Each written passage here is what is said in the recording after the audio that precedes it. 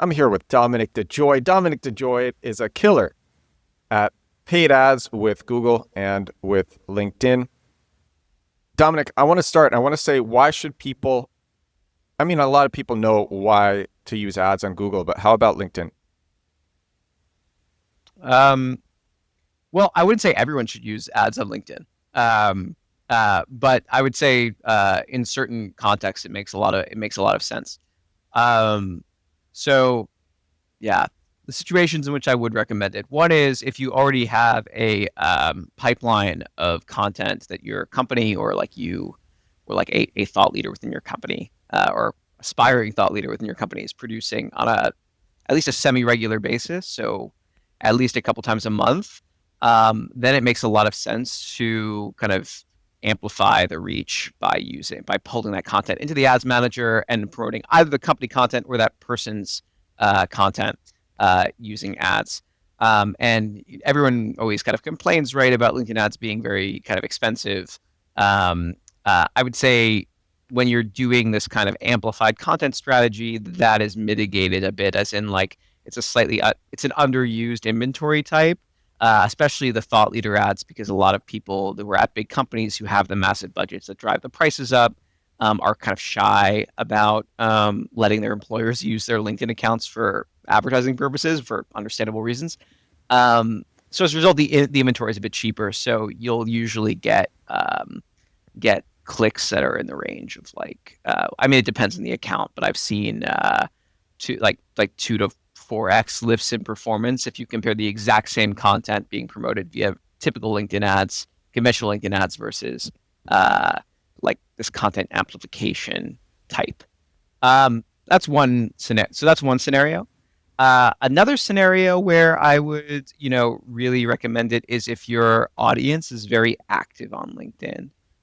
So if you are marketing to like HR professionals or to market or to marketers, for example, especially B2B marketers, it's going to you're more likely to achieve success than in other than if you're marketing to, I don't know, like marketing like the cybersecurity industry or something like that, where like, you know, anyone who's like senior, especially who logs into their LinkedIn account, they're getting bombarded with recruiter spam and things like that. Like those people, like high end devs tend to avoid LinkedIn for that reason, right?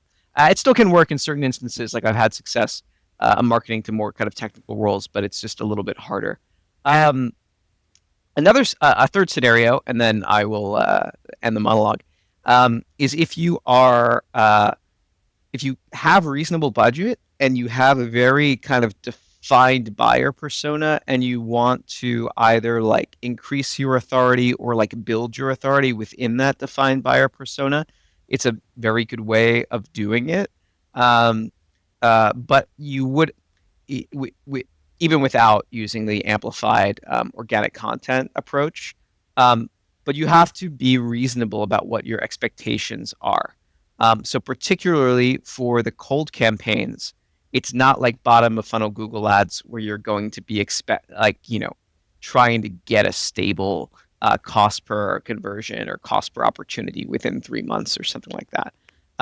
It's really much more of a kind of like awareness and engagement play on the cold layer.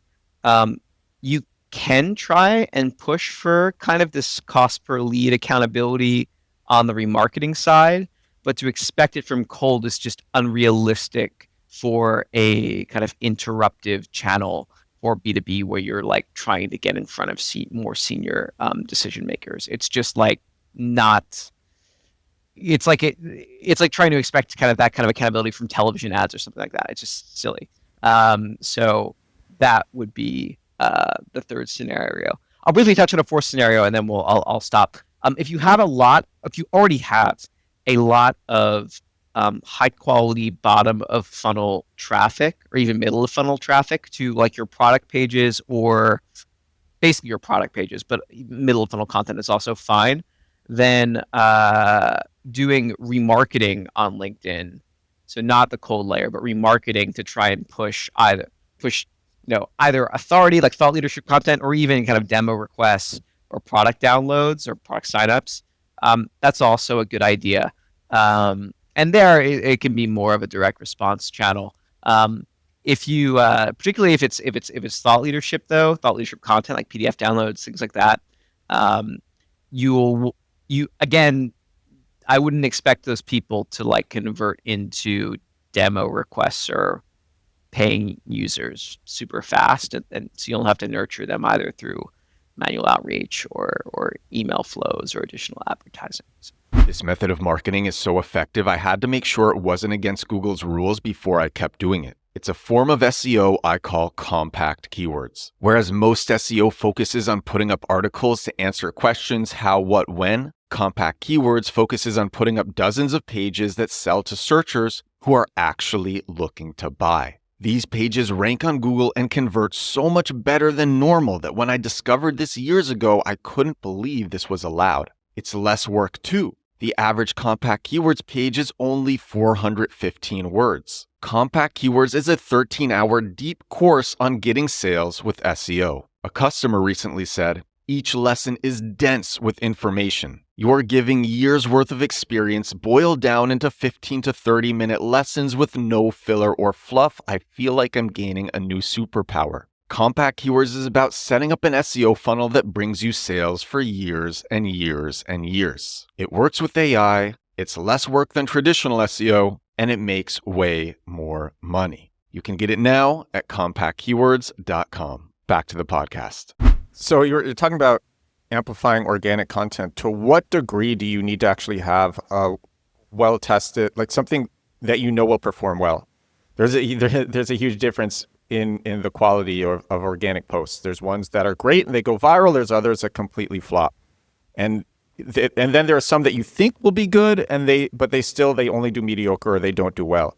So to what degree should you actually be testing organic posts first before running ads on them? Well, you don't have to necessarily test them first organically. If you have a lot of organic reach already, as in you have a lot of followers to your LinkedIn page, or your like a lot of people are going to be reposting kind of pretty much whatever you post as a kind of influencer or something like that, then that's a reasonable approach, right?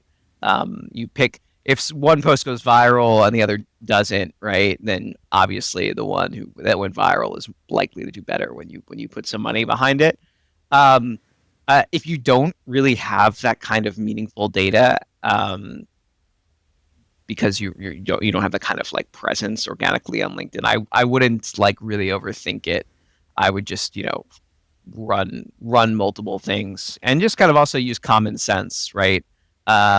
One thing that kind of people do run into issues with on LinkedIn is that they try and chase vanity metrics. I mean, the kind of like parodical or like ridiculous example of this are like, these like junior salespeople who are trying to push like B2B SaaS. Like their job is to sell B2B SaaS, right? But they're just like talking about their personal lives on LinkedIn to get a lot of engagement, because it does get a lot of engagement, or can.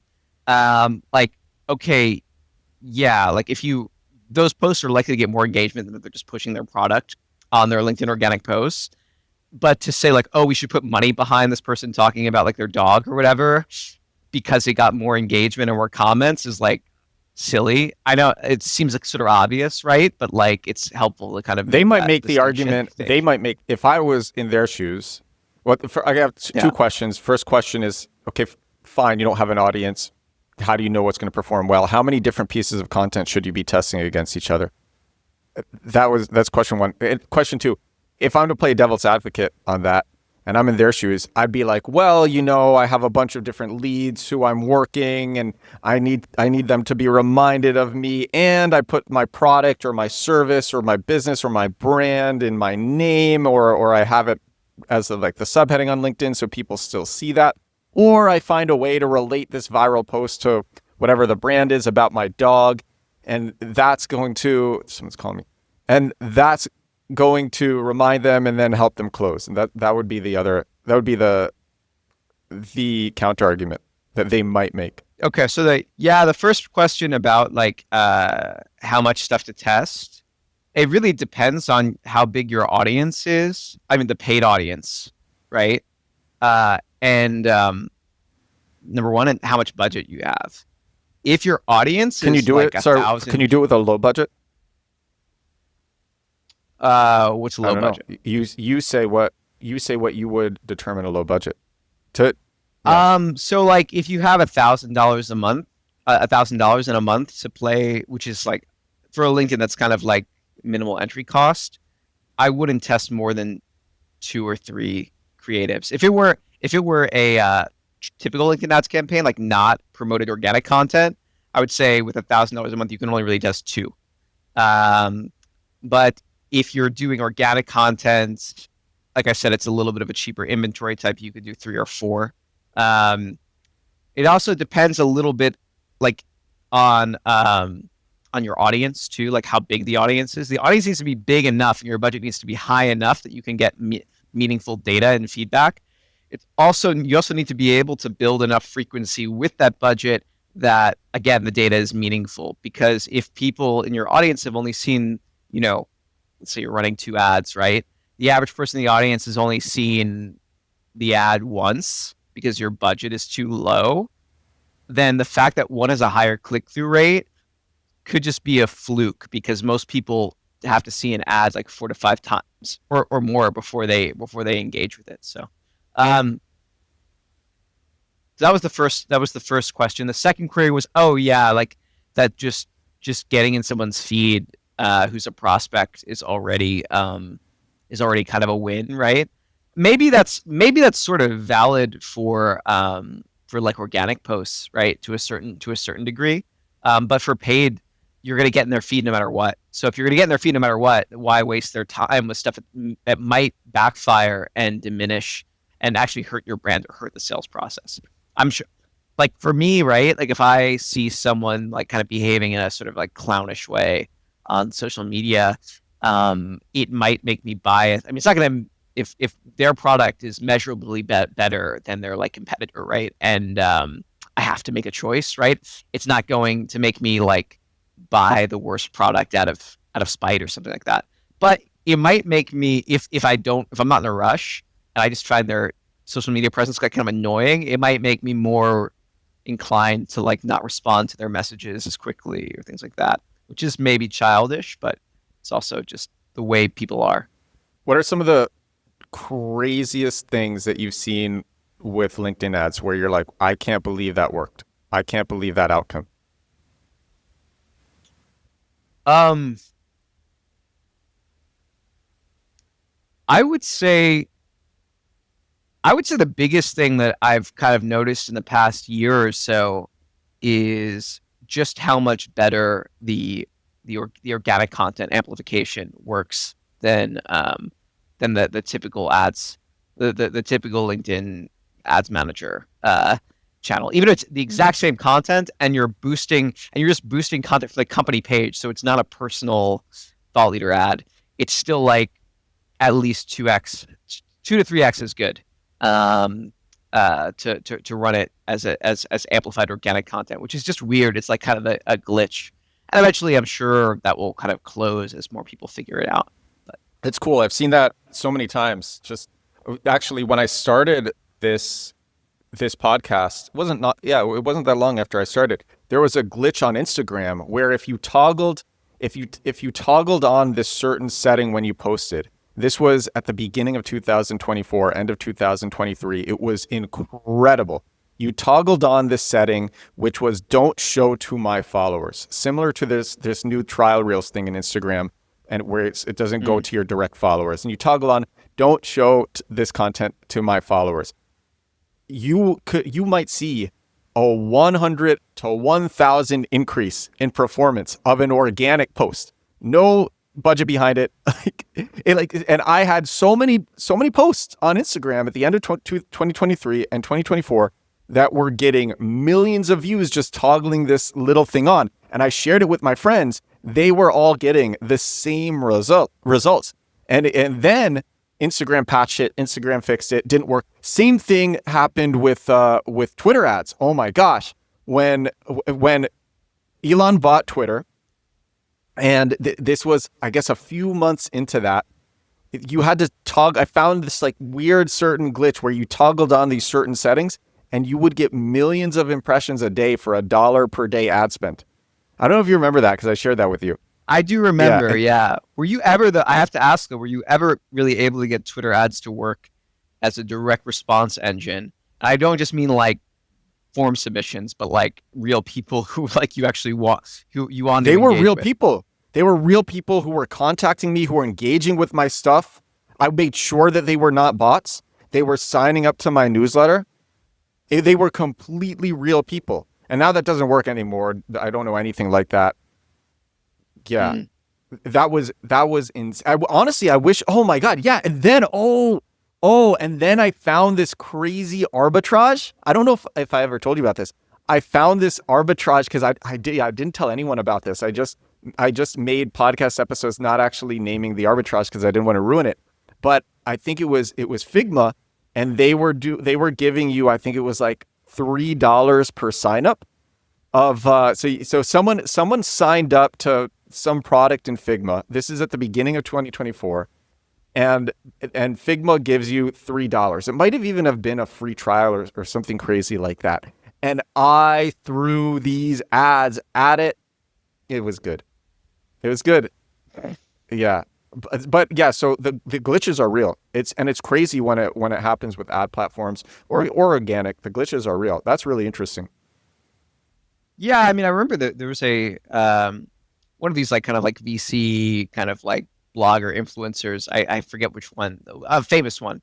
I think it was Andrew Chen was writing about how basically like the most for a lot of startups, right? Like what really successfully hinges on is not the best product. It's not the best creative or the best go-to-market strategy as you would like conventionally define it. It's just, do they get to a growing ad platform fast enough when the inventory is underpriced? So being first to platform is more important than kind of anything else. And I would, tend to agree. But that's why, and I used to talk about this a lot more, but I felt I don't talk about it as much just because I talked about it so much at the beginning, which is why I believe it's so important that you just stick with a brand, because these opportunities, they come and then they go. And by sticking with something further, you will be in the right position to take advantage of one of these arbitrage opportunities when it happens. And yeah. I mean, I totally agree. And I think that like,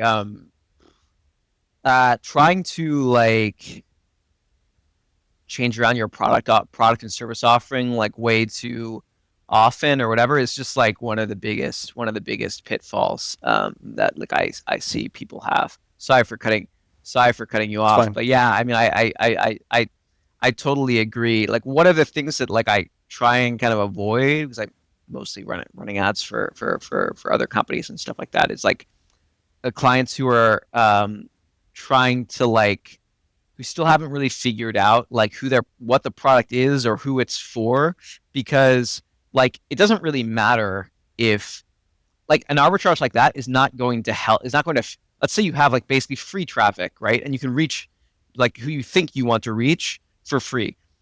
If there's no demand for your product, like it's still not going to work. Like a free demand capture channel for like a product that no one wants isn't really going to do anything for you. Like even if you get some signups, they're just going to churn because like they don't actually want the thing. So yeah, but at the same time,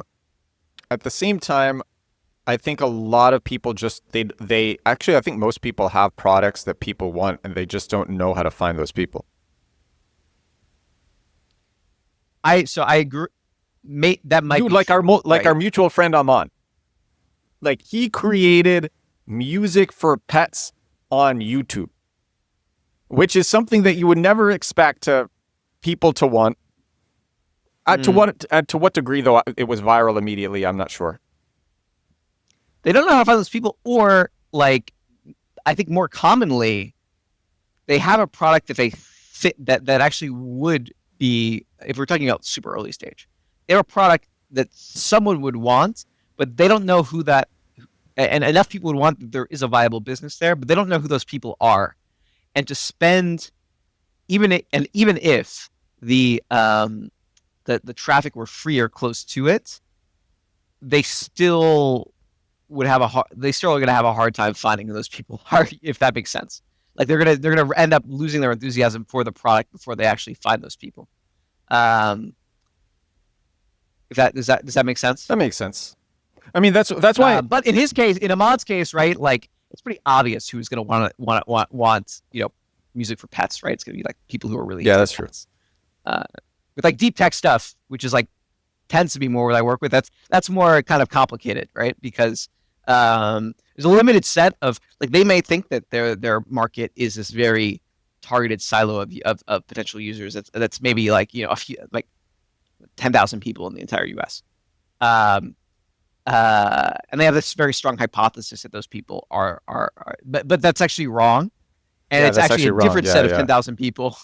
And how are you going to kind of figure that out? And I can't really necessarily. I'm not familiar enough with their space to say like to give them a viable alternative hypothesis. It has to come from them. So anyway, well, that's why I say, and I've talked to you about this too. It's look at if it's SEO, look at what your competitors are ranking for. See which keywords apply to you. Make pages targeting those keywords. These keywords apply. Like your business can do this too. Your brand can satisfy this too. And even if it's not 100% satisfaction, and you make it easy enough for people to reach you, people will literally tell you, like, I was looking for something like this, but I also wanted this. And can your brand do that? And then enough people will tell you that you literally can find out what people want just by doing that. And you've seen me do it, and lots of other people can do it. And that's really cool too. If your hypothesis about who your direct competitors are is correct. Well, it's not even that. Yeah. I mean, you're just looking at lists of keywords. You're just seeing you're just finding businesses that are similar to yours and like similar in functionality or purpose to yours, and then seeing what organic keywords they rank for. And then you're like, oh, my business can satisfy this too. My business does the same thing. Yeah, I'll make a page, a better page targeting this keyword. Yeah, to an extent, I agree. I also think that, but what I think is that really needs to be done by marketers that are internal to the company or the founders themselves, as in like that's true. Finding your that's market. True.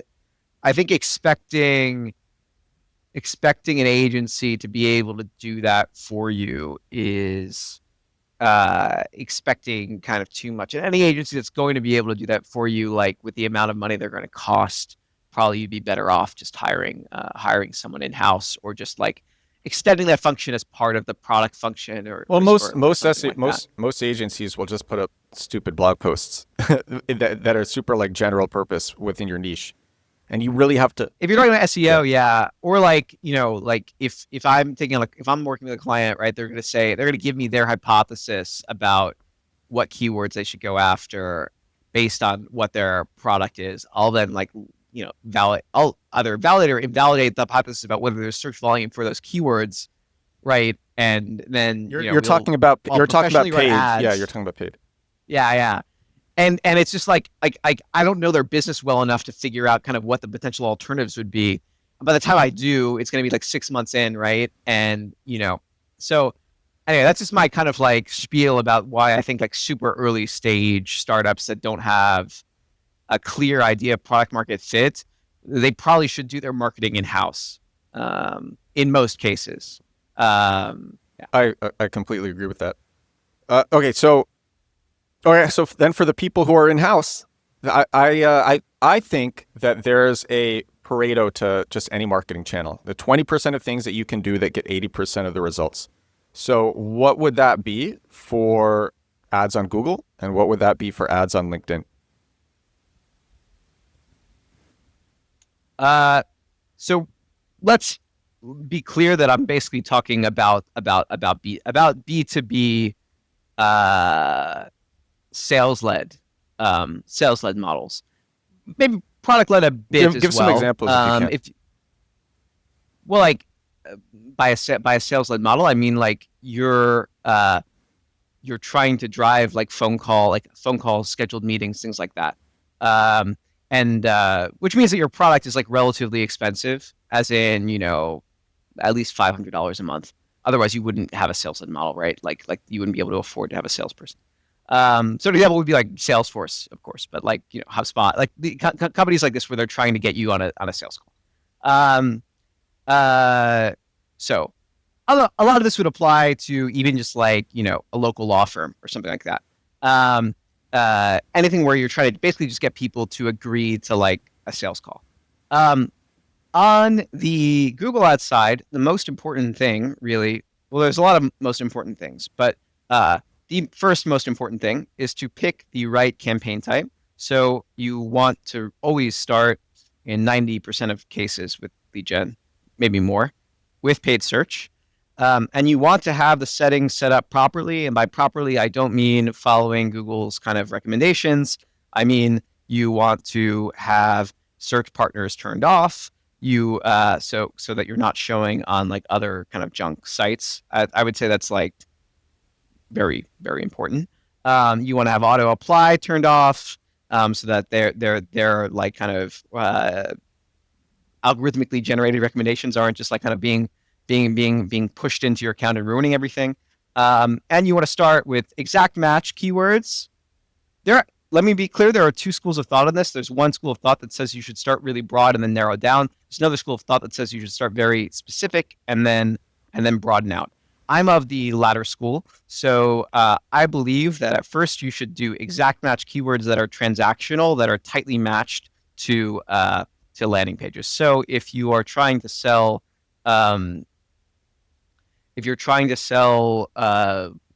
what's a good example? It's kind of eluding me for a second. Digital adoption software. So software that kind of gives inline recommendations to users, so that they are more likely to use software that the company that they work for has purchased. Right? You're going to want to go after like DAP software, DAP solutions, DAP software like procurement. Like so, if it DAP software cost. Things that are like very clearly someone who's like kind of like shopping.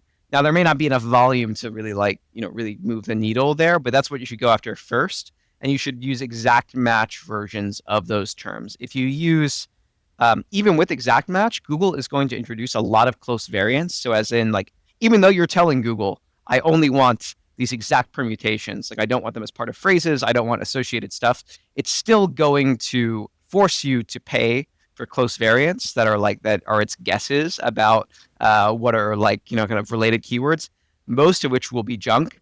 So you want to start out kind of super specific. 90% of the time when I look at accounts, the biggest issue is this lack of.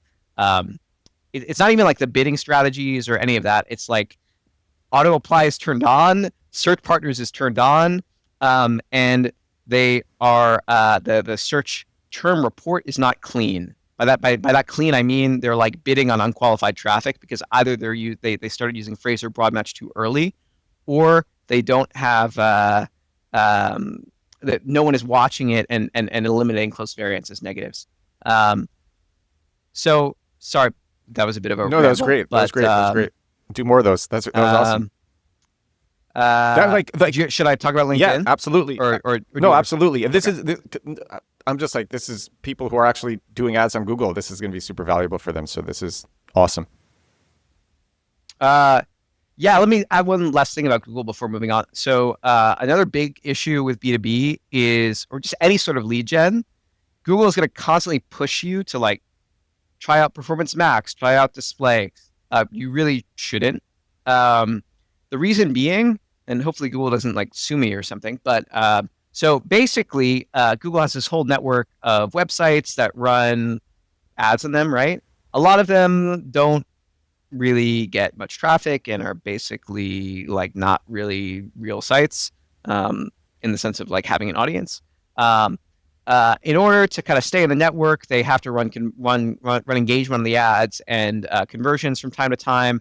You cannot really fake an e-commerce conversion. I mean, of course you could, but you have to like pay and then like also commit credit card fraud to do it. So generally when they are doing these fake conversions, they're doing it on lead gen sites. So if you run Performance Max or display, you're likely to get a lot of spam. For lead gen, you're going to get mostly spam leads. Sometimes you'll get some good ones too. If you are running them for yourself, then maybe that's a reasonable thing to do, and you're just like willing to tolerate a lot of spam leads, right?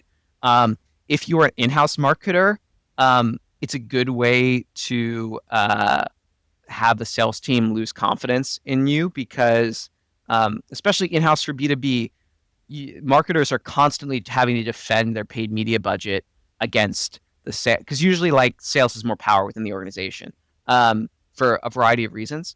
Either you sit under sales, which is horrible, or you just like, the sales teams are always, so anyway, you're always having to defend the paid media budget against just using that budget to hire another SDR or a sales rep. So if you start, even if you're sending good lead, like on balance, right? The return on ad spend is is good. If they see a lot of spam form submissions, they're going to use that against you to try and cut your budget. And the same thing with an agency. Like if you're running ads for clients, like even if overall it's profitable, if you're sending them spam, they're going to fixate on the bad and use that as an excuse to fire you. So that's great. Super useful. I'll talk for shorter about LinkedIn. So the most important thing with LinkedIn, I would say, is first having reasonable expectations. It's not primarily a direct response channel, especially for cold, as I already said. The other is to actually like keep control of the audience. So a lot of times the audience configurations and accounts, even for like big enterprise companies that I've looked at their accounts at, it's way too, there's a lot of, they're targeting people that aren't actually their audience. And then even if you have a very similar to what I was saying with Google about the keywords and the close variants, even if you have a very tightly defined audience, and it also looks really defined in the audience manager, when you actually run the ad, if you look at the demographics report, they're going to introduce people to the audience that are actually not relevant at all. So you need to be looking at the demographics report and adding exclusions. For the main way I do exclusions is that I look at the performance stat, like the demographics report, and I look at job titles that are irrelevant. So if I'm trying to sell, we can go back to the digital adoption example. So if you are trying to get people at your organization to use your CRM more fully, right? You might purchase a digital adoption software that's compatible with that CRM, that's on top of it, that's gives inline recommendations of I see you created a new lead or a new contact. Did you know that you could add this information in this place or whatever? And maybe that and that information doesn't come out of the box with Salesforce, let's say. So if I were trying to sell that, probably who are my most likely prospects? It's maybe CROs, maybe sales managers, maybe also people in charge of IT procurement, things like that. So in the demographics report, I want to see titles that kind of reflect that. If I start seeing a lot of junior sales reps, if I start seeing if I start seeing a lot of someone in marketing, if I see product marketing manager or whatever, despite the fact that I never targeted those people in the first place, I'm going to want to, in addition to having the targeting set up tightly enough within the LinkedIn audience, I want to add exclusions for those irrelevant job titles. Yeah. If you want a more tangible example, where I can use a company name, if I'm trying to sell sales, let's say Salesforce hires me, and I'm running LinkedIn ads for them, and I see in there, with them it's a little bit different because they're at a scale where they just want generic brand awareness. But let's say it's a more kind of direct response type of campaign, or has direct response aspirations. If I go into the demographics report, who am I trying to sell that to? I'm trying to sell it to people within the sales organization that have decision-making authority. So the CRO, VP of sales operations, things like that. Again, if I add all of these sales-related job functions into LinkedIn's audience manager, regardless of how I slice it, either by function or by job title specifically, the first cut, even if the audience looks clean, when I actually run the ad, LinkedIn's going to pull these other people within the sales organization into the audience just to spend more money, basically, and to see if I don't. It's like as a kind of stupidity tax. So I need to then manually go through it and exclude like sales development representative, even like maybe just like more junior sales management roles, things like that. And there's no way to really know what junk LinkedIn's going to add without actually running the ad. So like the actual people try and get ahead of it, but I think you're better off just building the best audience you can within reason, running the ad for a week or two, and then starting to add exclusions. What are some ads that you've seen perform really well? And the more detail that you can give on the ads, I'm not expecting you to say brand names, but if you can explain copy or what the brand did, like the more detail that you can give just to make it tangible and clear for somebody to imagine who's listening, that would be better. Well, I'll talk about LinkedIn because Google, to be honest, the ads are a little bit less important, whereas LinkedIn is more kind of creative intensive. Yeah, so one client I've worked with for a long time is Caspian Studios. So they sell really kind of high-end podcast production. Not just podcast production, video production. They do kind of pretty complex kind of creative things like they'll do like fiction podcast kind of as a service. So a company will hire them to do create a fiction series that like kind of there's a product tie-in, but it's really kind of primarily the purpose is just like entertainment. So anyway, surprisingly straightforward value proposition ads, as in like, you know, basically just podcast as a service, like this is what we do, perform reasonably well if the audience is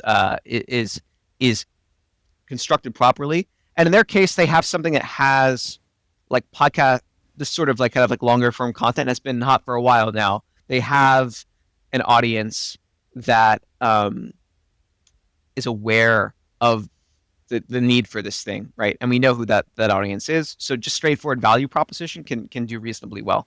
Another thing that with that, a bit of humor can also work well.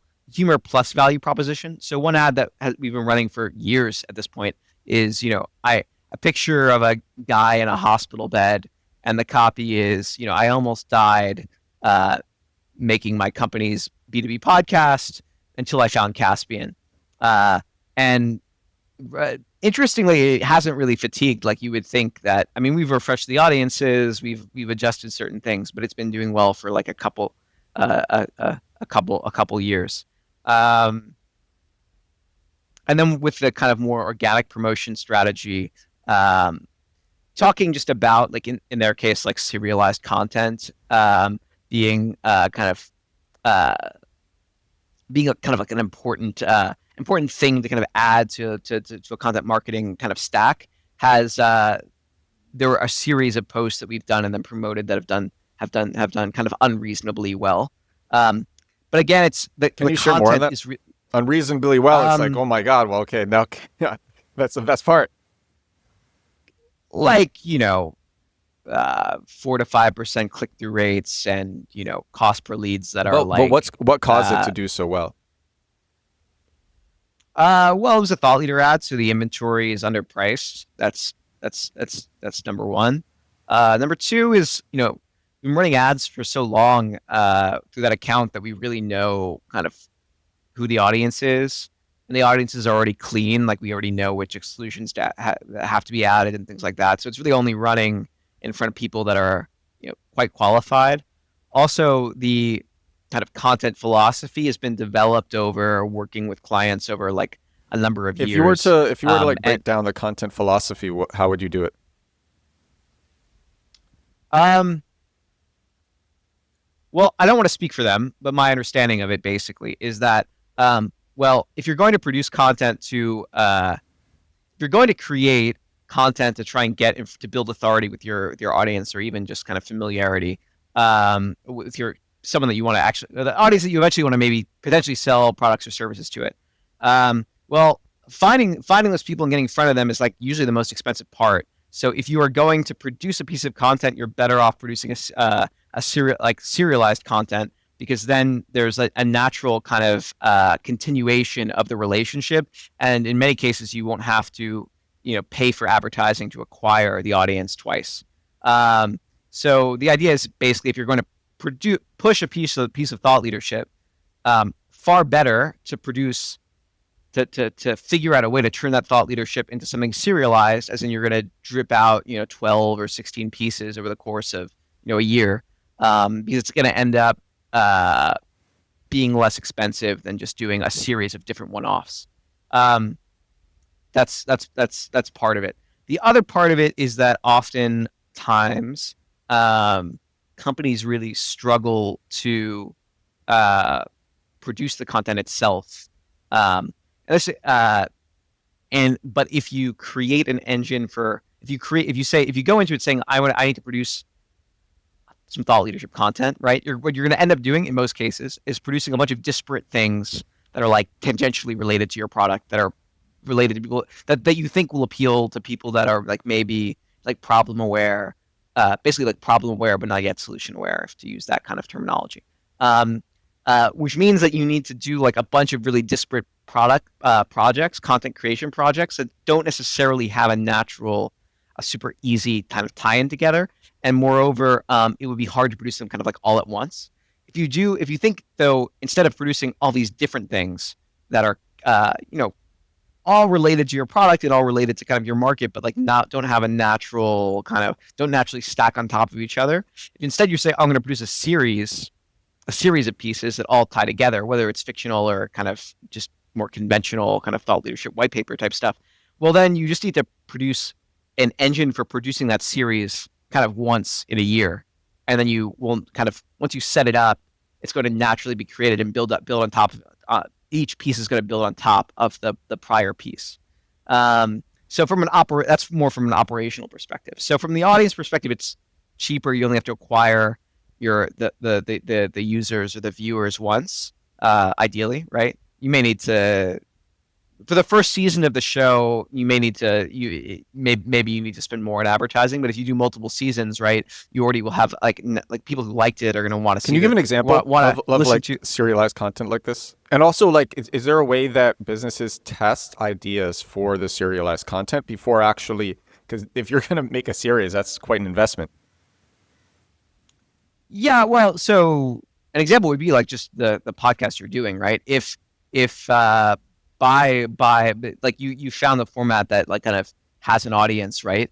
And instead of but it took a ton of trial and error. Like when this podcast, when I started it 722 episodes ago, it was completely different. It's changed so much.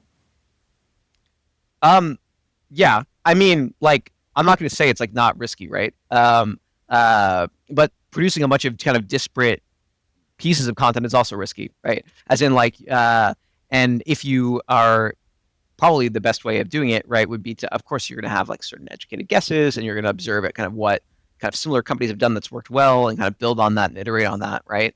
And then maybe you kind of hire a company that helps you produce this content, at least at first, right? Or at least sets up the framework, so that you're kind of implementing kind of the best the best practices, right? But to give you the best shot possible. But I could give you some examples from their clients that have seemed to have done pretty well. Just give me a second, because I don't want to misspeak. Okay, sure. While you're finding it, I wanted to ask you what you think of AI ad makers like Icon. Well, for what use? Well, it's somewhat of a different topic, a very different topic. But I want to make sure I ask you this while I have you here, which is I mean, there's just so much hype around AI, and a lot of these AI ad makers are going viral. Oh my God, the AI just does everything, and so great. And Icon was going viral, I think, like last week. So yeah, I wanted your thoughts. So, I mean, I was saying kind of earlier in our conversation that for most clients, like, I don't recommend testing more than like 2 ads in a given campaign, right? So given that, right, the utility of something that's going to create, huge numbers of ad variations, like I don't really see the value prop to me doesn't really resonate. I could see situations in which it would be helpful.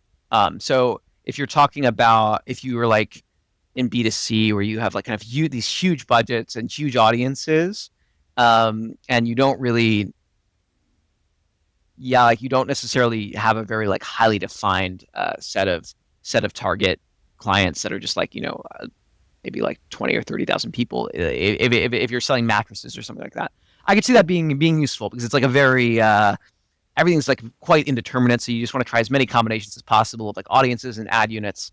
And since it's B2C, like you don't have to be like super in control, especially if you're a startup, super in control of like the messaging and things like that. You're not like really like concerned about losing credibility to the within to like potential decision makers. Or not as concerned as you would be if you're selling like kind of some deep tech sort of thing. Most B2B companies don't have, even if they're like relatively reasonably like well funded and well sized, they don't really have the traffic or the budget to test huge numbers of variations of ads. Number one. Number two, they are going to want, like, in my experience, like a lot more control over the messaging and the graphics and things like that than those sorts of platforms would provide. So yeah, I mean B2B is more, in my experience, is much more of like a quality over quantity sort of game. You could make the argument, I guess, that like, oh, the way to find the quality is to run it is by running, like huge numbers of combinations and variations, right? But I don't think, like on LinkedIn, you're not going to get, unless your budget is massive, you're not going to get a sufficient number of trials to really determine which ones are good and which ones are bad.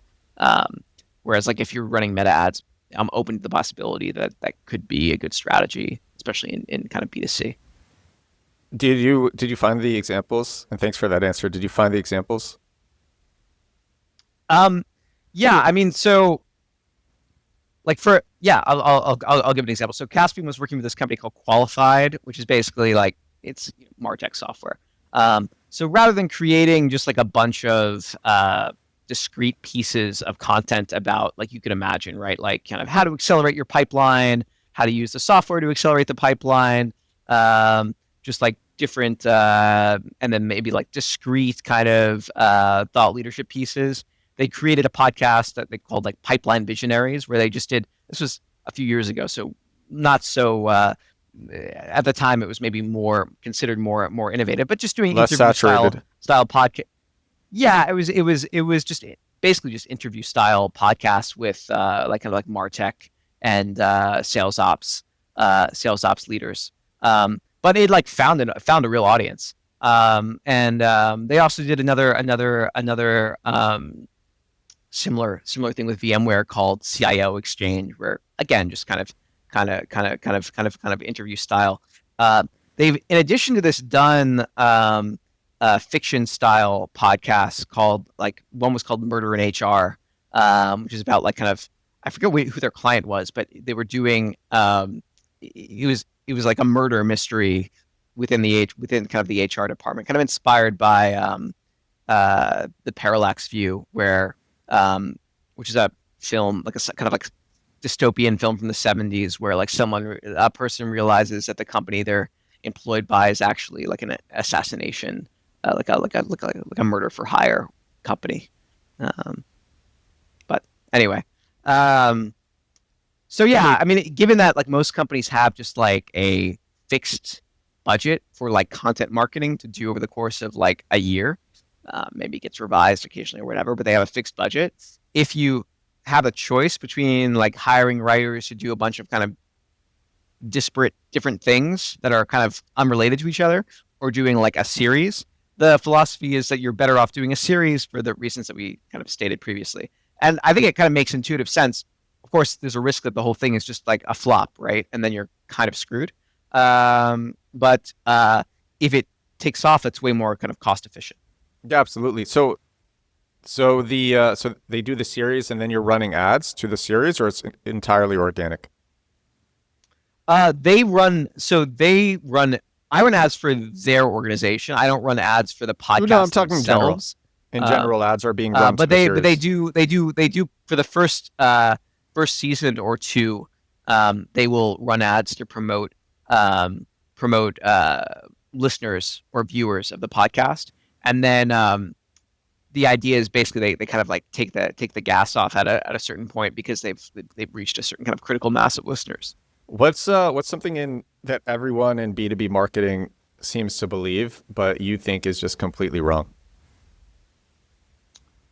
I think that there is way too much emphasis on attribution actually in B2B marketing, and attribution done in a kind of silly way.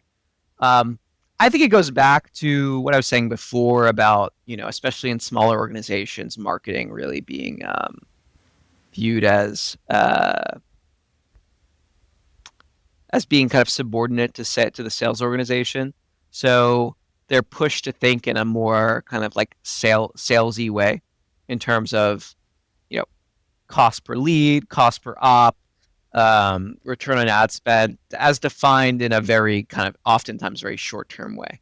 And I think that marketers, 40 or 50 years ago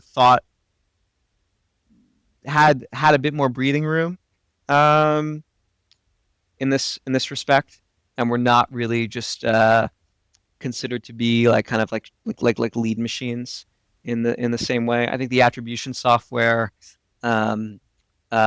especially because most attribution models, like, of course, there are organizations that are more progressive in this, but there is a bias towards this kind of last touch attribution. Either, like most organizations, will either give full credit to whichever channel was the last interaction before the contact was created in the CRM, or that whichever channel which was the last interaction before the opportunity was created, when it was converted from a lead to an opportunity, or before the sale. And I mean, which one of those three it is kind of depends on certain unique kind of features of their business, etc.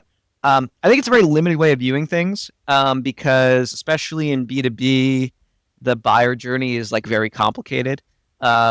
But people might be influenced by ads that they didn't actually click on, or they clicked on, but the attribution wasn't, but the interaction wasn't logged in the CRM or marketing automation software, or it was the interaction occurred in such a way that it isn't given credit by the software. So I mean, there is software that has been kind of like steadily started to being adopted more frequently. Like Hockey Stack is one, Dream Data is another, that gives you a much more multifaceted view of the buyer journey, so that you're not giving full credit to one thing when the journey was much more complicated.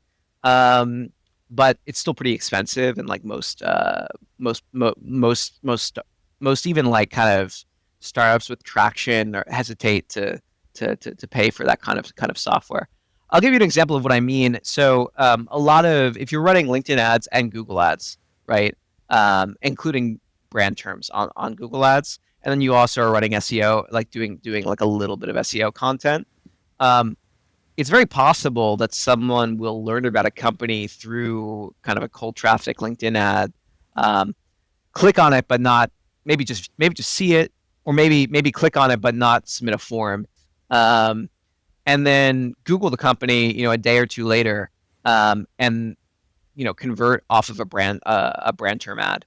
And if you're just doing last click attribution based with the UTMs, etc., you're going to get your attribution software is going to give full credit to the Google Ads campaign or to organic traffic, when really LinkedIn was doing a lot of the lifting there. So if you let kind of an unsophisticated CRO make the decision there, so then how do you decide? Great, like let's cut all how do you LinkedIn decide though? So if you're in charge, what would you do for proper attribution? Or you're saying attribution's just, I mean, there has to be some level of attribution. So how would you figure things out? Well, it depends on the sort of company I'm working for. If it's If it's a company with a lot of runway with No, very I'm strong not. I'm not positioning in saying. the I'm not market, even or- saying. I'm not saying you're working for a company. I'm saying you are in charge. You're the boss now. Right. You're So the what's that meme? okay, so You're the even if I'm the captain. You're the boss, captain now. again it totally depends on what my priorities are and how mature the company is, right? So if I am and what's how much runway I have, like how much funding I have, etc. If I need to make sales next week, otherwise to keep the lights on, right? Of course, I'm going to invest everything in bottom of funnel, in bottom of funnel, regardless of how valuable the the more the kind of like brand awareness is or would be in the long term. Um, if even if if I have to like make sales within like 3 months, again, I'm gonna like really be focused on bottom of funnel.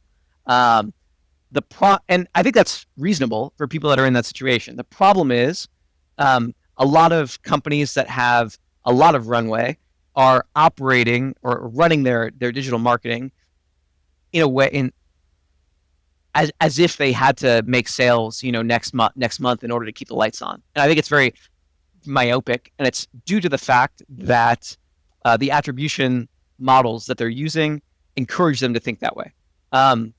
So what would I do instead? Well, it depends a little bit on the situation.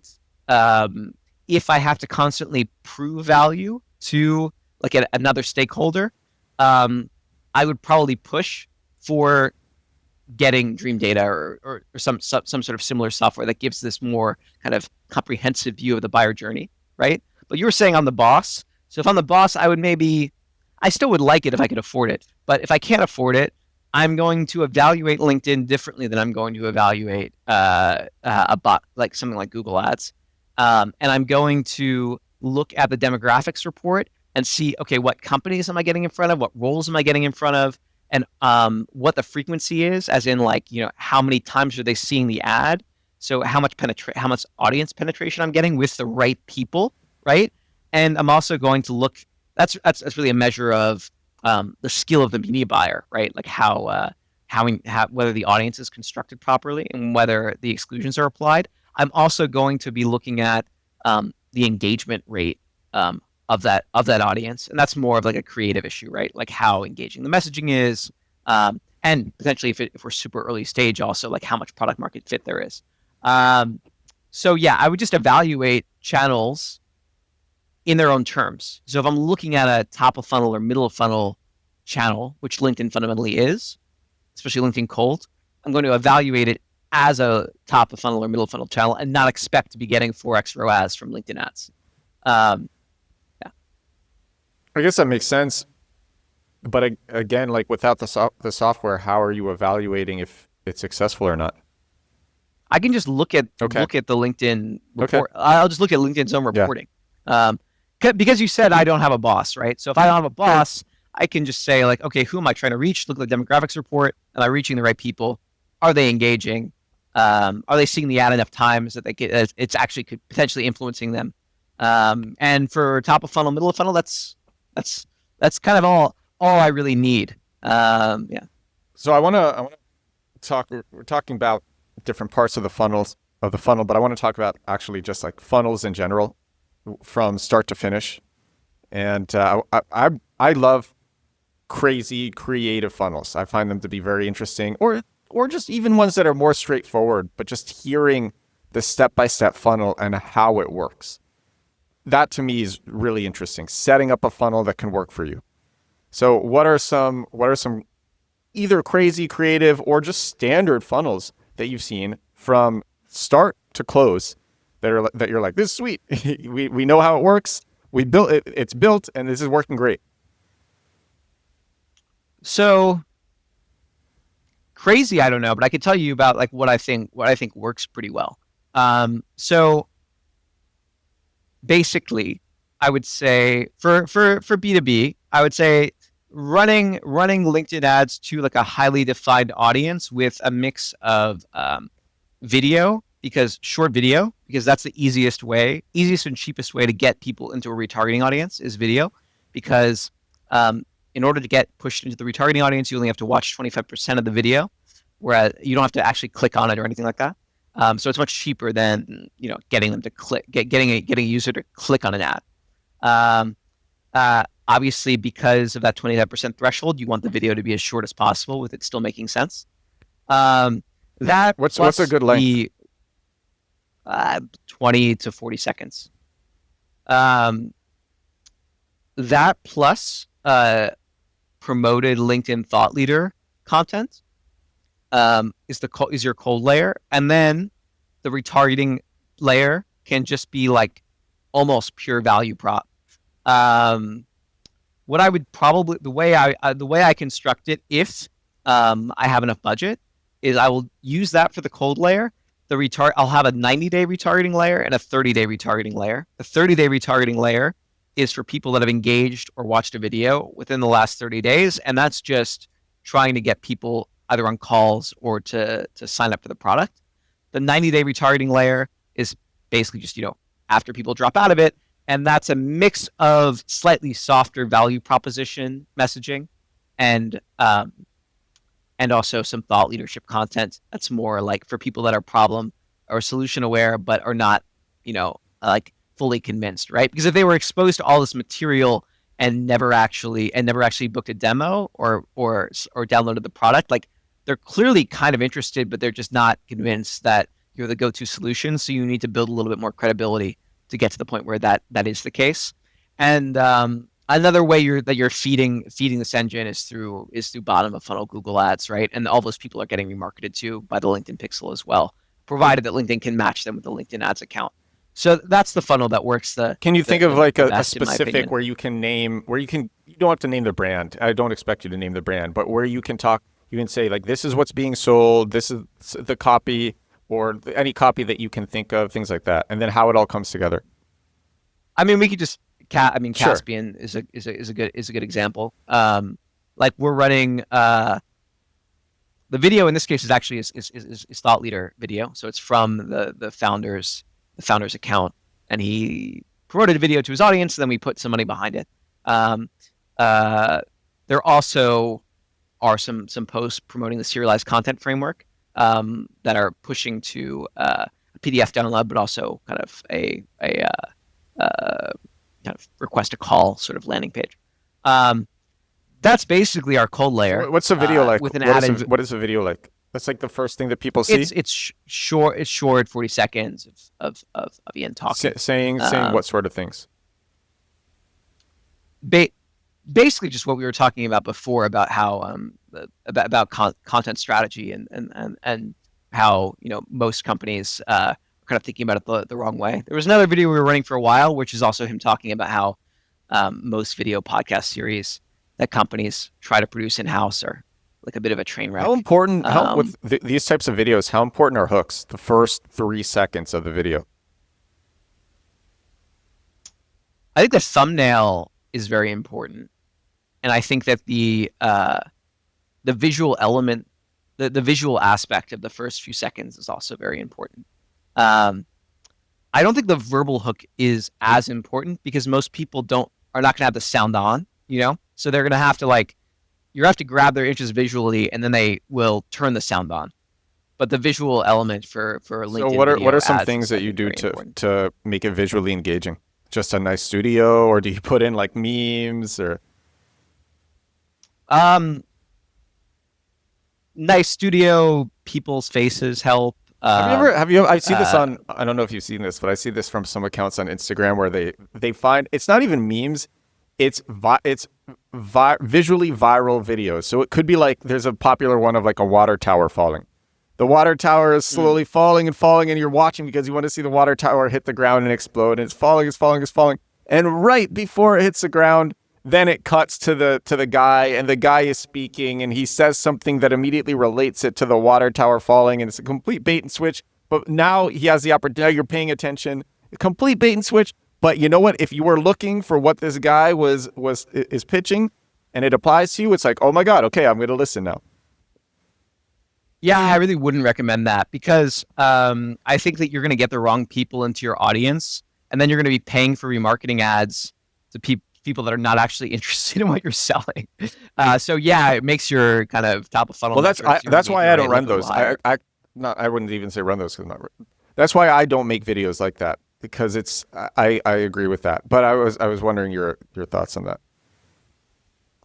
I mean, I think like for example, like if the beginning of the video is like, has like a sort of slow lead in, and there's no way I can really, like video editing resources are often kind of like scarce, even with like relatively well financed like clients, right? Like what I'll do is I'll find the part of the video that I really want to highlight, and I'll make that the thumbnail of the video. But yeah, like doing like I'm not really a fan of the bait and switch stuff. Yeah. And okay, so these ads, they start, or the video starts, people watch the video, and then do people convert right there, or what happens after that? No, I mean they can, right? But that's not really the goal of the video ad. The goal of the video ad is to populate a remarketing audience with people who are like kind of potentially, your ideal customer, with people who are interested from that audience, who are interested enough to watch, 5 or 10 seconds of your video content. So the idea is just to get video views, get them at least to the 25% view threshold, and then they're in your remarketing audience, and they're less expensive to get in front of, and they've to an extent raised their hand and said, okay, I'm like interested enough to okay. So what sort of things more. do you send at this point, or what sort of ads do you run to these people at this point? So you mean once they're in the remarketing audience? Okay. So then for the first 30 days, I will do like pretty strong value prop messaging. As in, so if we're talking about Caspian, it's going to be about podcast as a service, launch a world-class B2B podcast in 30 days, this sort of thing. It would literally just say like, it won't say why you should, it wouldn't give the reasons why you should launch a podcast. Like, these are the results you can get. It would just say launch a podcast in 30 days. Is that it? Well, part of the with LinkedIn ad, right? You've got the intro text where you can talk a little bit, you can go into a little bit more detail, but I'm talking about the actual like visual image where you really you don't have a lot of space. That's going to be the core of it. Is going to be launch a world-class B2B podcast in 30 days. The value proposition is that it's fast and you can do it in 30 days. So we're not really trying to convince people who are not interested because in podcasts. They're being remarketed to, and so that they're already interested. Yeah. So now it's just like, okay, like, well, like right. why us? I mean, you have a couple things. One is you have to solve the why us question. The other is like, oh, like, yeah, I'm kind of interested in doing a podcast, but it sounds like such a hassle, and that it's going to take half a year and be super expensive or whatever. So you're dealing with it with the 30 day. 30 days is both a differentiating thing, like, oh, unlike the other guys, with us, you can get it out in 30 days. The other thing is like, oh, it's not going to be a hassle. It's going to be done in 30 days, or at least, the first episode will be. So that's that's people that are like, when they've recently engaged. I'm not going to just let it go at that. I'm also going to, let's say they're in the remarketing audience for 30 days and then they don't engage with any additional ads. I will keep them in the audience for another 60 days, and I will, but I won't be as aggressive. I still will run maybe some value proposition ads, but it will be mixed with more thought leadership type content. Why? So, if they haven't engaged with ads, you're going to keep running the same ads that they haven't engaged with, and then thought leadership. Why not like try both? Okay, both. So my question is like, if they, this is how I'm thinking about it. So. Not the exact same ad unit, but like the same general message. So this is how I'm thinking about it. They're already in the remarketing audience because they watched a certain percentage of the opening video. Yeah. But they didn't engage with the value proposition ads that said, hey, like, making a podcast is really easy, super seamless, really fast, and you can do it. They didn't engage with that. So the way that I'm thinking about it is, well, maybe they weren't actually as interested in making podcasts as I originally thought.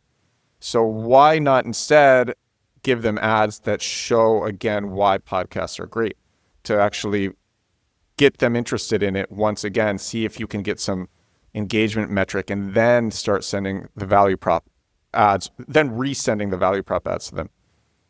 Well, it won't be the exact same value prop. My point is that I'll still be running kind of value prop oriented ads. So instead of launch a world-class podcast in 30 days, it would be I almost died watching a podcast, tried to make a podcast in-house, and then I found Caspian with the image of the guy in the hospital. So you're just trying, maybe you're thinking about it, well, oh, maybe the previous value, maybe they are actually interested, but the previous ads that we were running to them just didn't work with these people. Yeah, or it's just a timing thing, right? Like you've worked at big companies, you know that like sometimes it can get just their people just are like, there's inertia, people are on vacation, people are like a little bit just like slow to act. Yeah. Like even like the smallest thing can take like 3 months, right? So I'm not going to just like automatically conclude that that they need like a lot of additional nurturing. But I'm not going to only do that. I'm going to also, there may also be an issue of basically they're not convinced that that we're the right provider, or that like it's really going to be quite as easy as we promise, right? So for that, I'm going to, or like that, like the ROI of doing serialized content is so much better than doing some other type of content marketing. So for that, I'm going to run more thought leadership stuff to try and build up authority and also build up kind of just familiarity. So and that will be a mix of things. Some conventional thought leadership, some I'll promote. They kind of practice what they preach. So they have their own serialized content kind of engine called Demand Gen Visionary. So I might promote episodes of that show.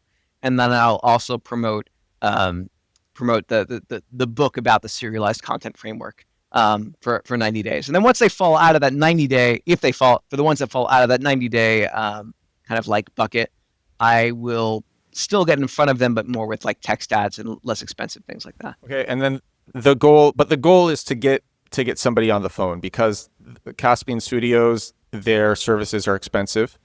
So the goal is to get somebody on the phone. They're not going to purchase right there. Yeah, and the goal or is it to get them to send an email? What's the goal? I mean, well, there are multiple goals. One of the goals is for people that are interested in exploring making a podcast right away. It is to persuade those people that it's worth their time to fill out a quote request form and then schedule a call. For people who are work in content marketing or in brand or just marketing in general, but their company doesn't have budget to do it right now, or like they lack the decision-making authority, or like they're maybe going to change jobs in 3 months. The goal is just to make them aware of the value of serialized content, of the fact that there are companies like Caspian that will make these podcasts for you and that it can be easy and painless. To just kind of build authority within the space, because as you know, like B2B marketers like tend to job hop quite a lot. So if their current company isn't convinced of the value, like maybe in 6 months or 12 months or 2 years, they could end up becoming a customer. So it's a bit of a longer term. It's a mix of short term and long term objectives. And we also get like a lot of people coming through the funnel that like the attribution software says they came in through organic, or like or even from like cold email, right? But then on the sales call, they're like, "Oh, I see your ads on LinkedIn all the time. Like they're so cool, like so interesting." Oftentimes they refer to the "I almost died" ad, but also the other stuff as well. So which goes back to the point I was making about like the value of especially something like LinkedIn ads is not really in like kind of immediate cost per lead or return on ad spend, and B, like other channels taking credit for brand and awareness advertising, taking full credit. So like if you were running a very kind of rigid last touch attribution kind of model, like for those sorts of leads, right? Like all the credit would go to cold email, or all the credit would go to SEO or PPC, like Google Ads. One last thing I'll add also is like we're doing less kind of conventional cold email now than maybe like 2 years ago. But it does, doing this sort of awareness advertising does dramatically increase the response rates on cold email outreach. Because most cold email, right, like if it's a company that you've already seen on LinkedIn advertising and the ads are like professionally done, like the cold email feels less cold. So the likelihood that you're gonna open it and respond to it is a lot higher. Like you don't just automatically dismiss it as spam. Even if it's part of like a coordinated strategy and it's just part, like the cold emails, like you're expecting the cold email to do most of the work, right? You can increase the. I haven't done like actual like scientific studies on it, right? So I can't like top of mind awareness is huge. Everyone knows it's but, huge. But yeah, top of mind awareness is amazing. But yeah, I mean combining those two things works super well, and you don't need any of this expensive ABM software to do it. To be honest, the inventory that they will sell you is much worse than the inventory on LinkedIn. So I don't even remember the names of these companies, but that were pushing like ABM software. I should remember it, but 90% of the time you're better off just running LinkedIn ads and then doing cold email on top. And then the prospect calls, they close or they don't, but the ads keep going to them, and then hopefully sometime in the future they close. Well, they stop engaging after half a year. They're no longer in the retargeting funnel. But if they ever engage again, they get pushed back in. But like I said, like a significant percentage of deals come from people who go through some segment of the sales process and then their budget gets cut or whatever, or like they change jobs and the deal seems to die, and then they come back in 6 months or a year and they want to do something, Yeah. Okay,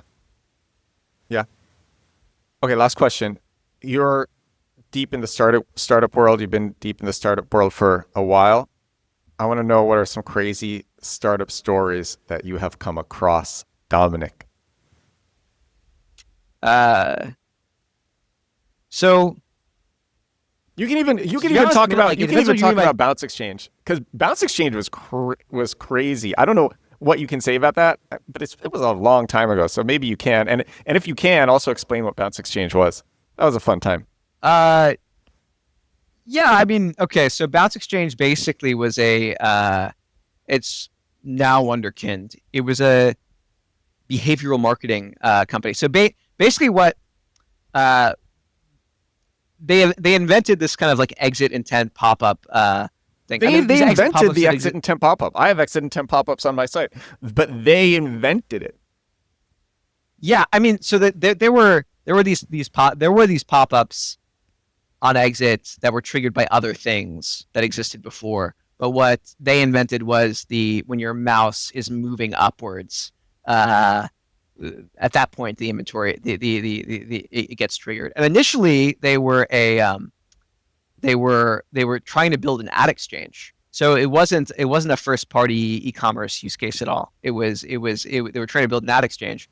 The idea was that publishers would install this, and then they would squeeze a little bit of extra kind of money basically out of their user base as they were leaving. And they were running Google Display ads through it. So they got sued by Google, and like this was before I joined, but they like anyway. But yeah, they shortly before I joined, they figured out this first party e-commerce use case, but basically just trying to capture emails from people that were exiting by offering a discount, which is stuff that you see all over now, all over the internet now, and less so now than maybe like 5 years ago, because it doesn't work as well as it used to, as far as I know. But yeah, I mean, it was like the fastest growing tech company in New York for like a few years. When I joined, they had just moved out of the incubator, so I was like employee number 13 or 14 or something like that in like West Soho, in this like super crazy office. And this was before they went to the New York Times building. Yeah, we were in Flatiron? I've been out in New York for a while. No, not Flatiron. It's like Hudson Square. So like kind of like it's pretty far from the train, so office space there is a bit cheaper. I used to work down there too. Or at least was cheaper. the reason why our lease was cheap was because it had a demo clause, so they could kick us out at any time if they wanted. We were there for a year, and then we kind of outgrew that, and then we moved to the New York Times building. And then now they're in One World Trade, but I left long before they moved. What's really funny, actually. But yeah, it was pretty wild. What's really funny is the I think she was the CEO of the company that I worked at, iProspect, under Dentsu Aegis, which is one of the biggest performance marketing agencies in the world. So I was doing SEO for the biggest companies in the world, ADP, Procter and Gamble, companies like that. And our CEO at iProspect, I think she went on to become the CEO of Wonderkind, which is what Bounce Exchange turned into. I think she was president. President. Yeah. I think because Ryan was still CEO when she came on, as far as I remember. But yeah, I mean, it's interesting because like at the beginning, like everyone at that company was like out of their minds. Like me, I wouldn't consider myself out of my mind now, but but you're out of your mind. But, no, that's it was great. Like Ryan, like, the founders were out of their minds too. Yeah, I mean, I would say like just like they were more just like eccentric. But I mean it in the nicest way. I mean in the coolest way. I like out people who are out of their minds. I'm still out of my mind.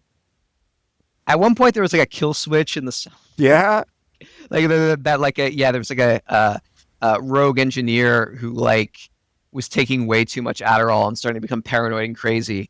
And he like built a kill switch into the software that he could shut it off at any time from his phone. Wow. And what happened? Wait, what happened with that? I mean, like it quickly got discovered, okay. and he was fired. He ended up leaving the company. Okay. Yeah. Why did he put it in? Just to or to threaten? Not blackmail. I guess maybe to have like blackmail leverage or something like crazy. But yeah, I mean, in general, now I don't really work with like startups. Like I try not to because I don't really have the kind of like manic energy that game sort of requires. And like if I did, I would probably like with the kind of constant testing of so many different variables at once, where like the default is kind of like failure. Like if I like have the stamina for that, I would just build SaaS myself. But like but not everyone is like that. But like a lot of people when they hit their 30s, I think they kind of don't really have the like if they're gonna build something like that, like they're gonna do it when they already have like they're already working in like kind of enterprise sales or something like that, and they know exactly kind of what the customer wants, and they kind of like build it almost in collaboration with their existing customers, and then work out some sort of deal with their existing employer where they can keep the IP and do a spinoff or something like that. I think the appetite for this kind of like completely testing a crazy new it kind of tends to die, especially in B2B where the feedback loop is kind of like slower and less perfect. But some people still want to do it. I love startup stories. They're so fun. They're so creative. Just things that you wouldn't expect, or you try. It's maybe you have a product and you're like, I know people want this product, and you try it in all these different ways and you stick with the product, and then you find a way that works. Kind of what we were talking about at the beginning. You find some arbitrage opportunity that pops you off, you reinvest into other things, and it's like, oh, you only made it because you stuck with it. Or just building something piece by piece. You're learning, it's slow, and then it gets faster, it gets better, it becomes exponential. Yeah, I'm still with that manic energy. I still love that stuff. Yeah, I mean, I respect it. I mean, I respect it. It's like definitely the world needs people like that. I just would say I'm like, I don't know, rapidly becoming like less that kind of person. Yeah, I feel that.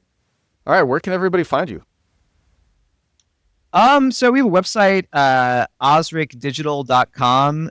You can also find me on LinkedIn just under my name. I will confess that despite being very well aware of how much this thought leadership content flow works, I haven't done it much for myself or my agency or anything like that, but it's on the roadmap for this year, so we'll see.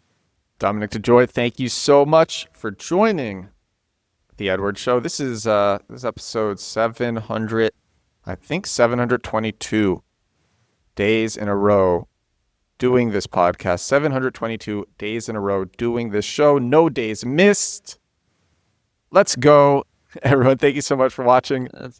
Thank you so much for listening. Dominick, thank you again. Thanks for having me on. I will talk to you again tomorrow. Bye now.